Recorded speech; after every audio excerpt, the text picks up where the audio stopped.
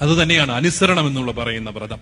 നമ്മൾ ഇന്നത്തെ കാലത്ത് പ്രത്യേകിച്ചും സന്യസ്തരുടെ അനുസരണക്കേടും വൈദികരുടെ അനുസരണക്കേടും എല്ലാം വളരെ വ്യാപകമായിട്ട് ചർച്ച ചെയ്യുന്ന ഒരു കാലഘട്ടമാണ്. പലപ്പോഴും ചില കോടതി വിധികളൊക്കെ കാണുമ്പോൾ സന്യാസ ജീവിതത്തിലെ വ്രതങ്ങൾ പാലിച്ചില്ലെങ്കിലും കുഴപ്പമില്ല, മഠത്തിൽ താമസിച്ചോളാൻ എന്നൊക്കെ പറയുമ്പോൾ എനിക്ക് തോന്നുന്നുണ്ട് കോടതികൾ ഉൾപ്പെടെ അനുസരണക്കേടിനെ പ്രോത്സാഹിപ്പിക്കുകയാണോ എന്ന്. അച്ചടക്കമില്ലായ്മ ഒരു സമൂഹത്തെയും ഒരുമിച്ച് കൊണ്ടുപോകത്തില്ല. നമ്മുടെ സഭയുടെ വലിയ കെട്ടുറപ്പിന്റെ അടിസ്ഥാനം എന്താണ്?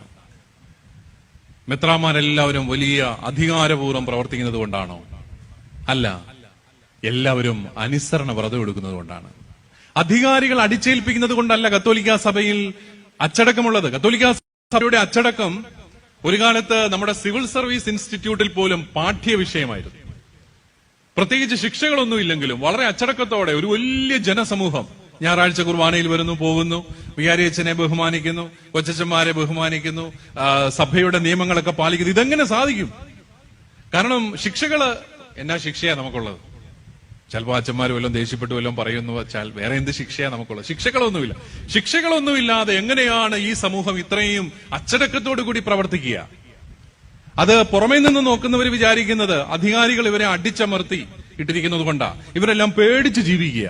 അതുകൊണ്ടല്ല, നമ്മളെല്ലാവരും അനുസരണ വ്രതം എടുക്കുന്നത് കൊണ്ടാണ്. വ്രതമായിട്ട് എടുക്കുകയാണ്, അനുസരിക്കാവുന്നത്.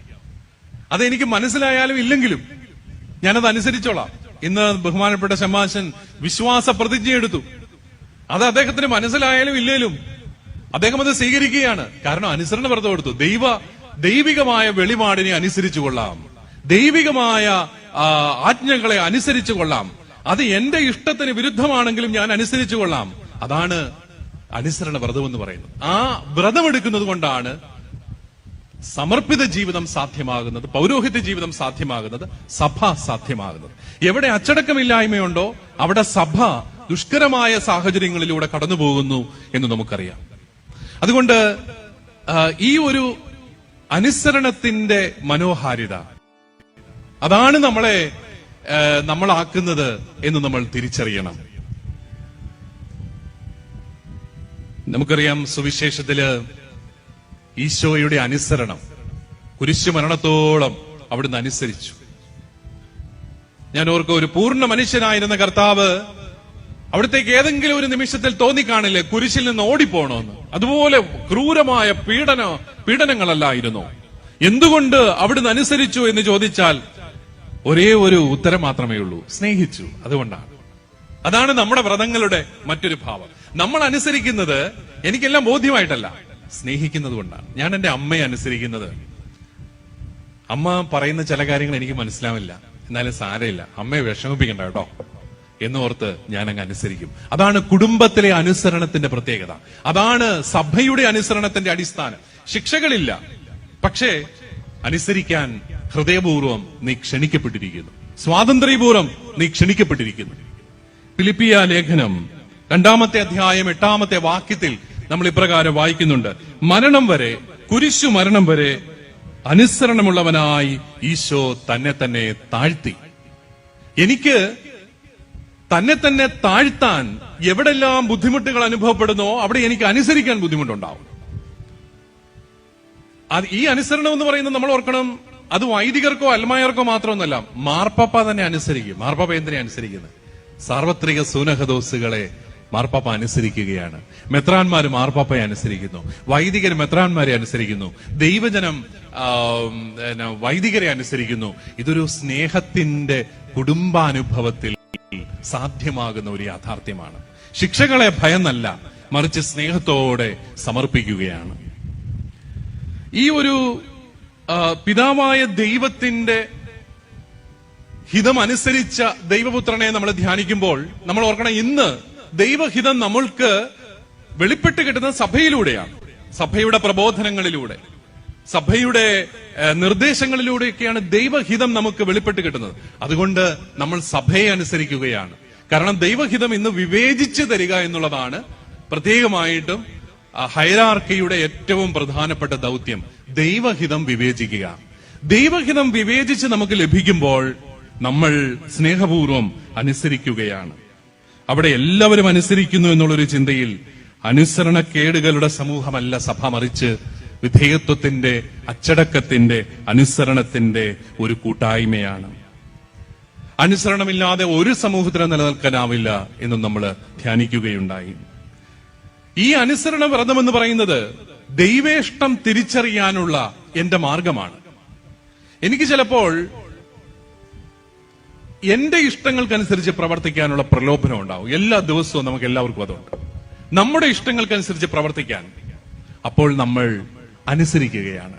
അനുസരിക്കുമ്പോൾ ദൈവഹിതത്തിൽ നിന്ന് നമ്മൾ പുറത്തോട്ട് പോകുന്നില്ല. ഒരു കാര്യം നമുക്ക് പറയാൻ സാധിക്കും, നമ്മൾ കുടുംബജീവിതത്തിലാണെങ്കിലും വൈദിക ബ്രഹ്മചര്യ ജീവിതത്തിലാണെങ്കിലും പ്രിയപ്പെട്ടവരെ, നമ്മുടെ വ്രതങ്ങൾ നമ്മൾ അനുസരിച്ചാൽ നമ്മൾ വഴിതെറ്റി പോകത്തില്ല.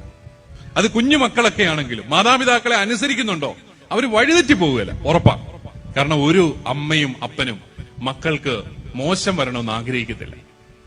അതുകൊണ്ട് തന്നെ ഈ ഒരു സ്നേഹത്തിന്റെ അന്തരീക്ഷത്തിൽ നമ്മൾ നമ്മുടെ ഒരു സമൂഹമായിട്ട് വളരണമെങ്കിൽ നമ്മളെ പ്രകാരം ദൈവഹിതത്തിന്, സഭയിലൂടെ വെളിപ്പെട്ട് കിട്ടുന്ന ദൈവഹിതത്തിന് കാതോർക്കണം എന്ന് നമ്മൾ പഠിക്കുകയാണ്. ഇത് ഈ അനുസരണം എന്ന് പറയുന്നത് അടിച്ചമർത്തലിന്റെ ഒരു വഴിയല്ല, മറിച്ച് ദൈവേഷ്ടം തിരിച്ചറിയാൻ എന്റെ ദൈവം എനിക്ക് തന്നിരിക്കുന്ന ഒരു മാർഗമാണ്. പൗരോഹിത്യം ഒരിക്കലും സ്വേച്ഛയുടെ തെരഞ്ഞെടുപ്പല്ല.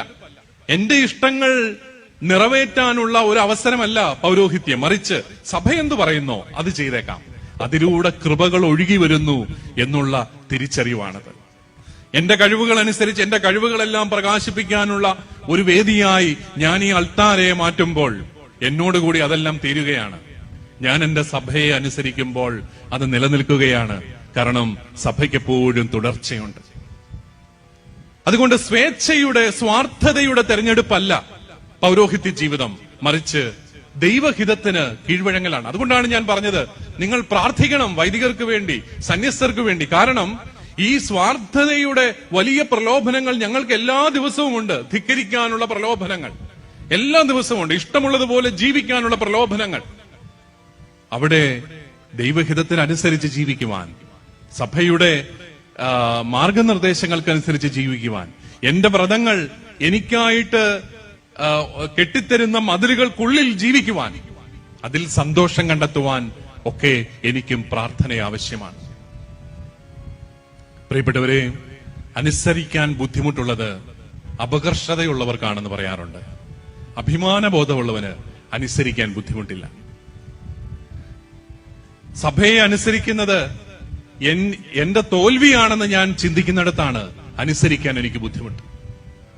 അതേസമയം എനിക്ക് മാത്രമേ എന്നെ തോൽപ്പിക്കാനാവുകയുള്ളൂ, മറ്റാർക്കും എന്നെ തോൽപ്പിക്കാനാവില്ല എന്നുള്ള തിരിച്ചറിവിൽ നമ്മൾ അനുസരിക്കുമ്പോൾ അത് നമുക്ക് അഭിമാനബോധമാണ് നമുക്ക് തരിക. അഭിമാനബോധമുള്ളവന് അനുസരിക്കാൻ ബുദ്ധിമുട്ടില്ല. അപകർഷതയുള്ളവൻ നിരന്തരം കലഹിച്ചുകൊണ്ടേയിരിക്കും. ആകയാൽ നമുക്ക് നമ്മുടെ പ്രിയപ്പെട്ട